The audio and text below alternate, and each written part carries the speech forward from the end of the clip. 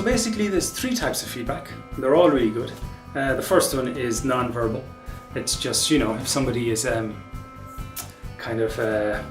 smiling and feeling good, chances are they're feeling quite positive, although, you can't always tell with non-verbal feedback. Sometimes people can, like for example, sometimes I'm sitting down and I've had friends come up to me really worried and ask me, oh my goodness, you look very, distressed and sad and upset. Are you okay, Garrod? Because my non-verbals were giving that off. And I was actually, when they'd ask me, I'm glad they asked me, I would say usually something like, no, I'm feeling good. I'm just really thinking about some stuff, I'm feeling quite happy and quite calm and relaxed and just really processing some stuff. So non-verbals can be a clue, but it's always a good idea just to check in with people, what's going on, how are you doing? And that brings us to the second type of feedback, which is just verbal feedback. It's a great way to check in with people. How you doing? How you finding things? You in a good place? How's things going for you? You can ask interesting questions like, did you get what you need today? Is this a good fit for you, the way we're working together? How are you feeling about the work we did?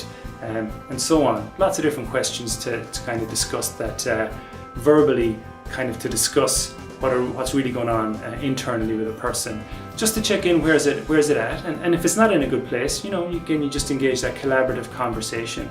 Formal feedback is really cool because what it can do is it can get you very helpful, precise information very quickly.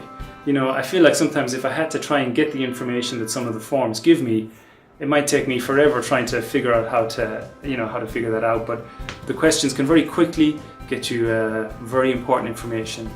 So it saves time, is one of the cool things, and it gets you really on point about what you want to talk about.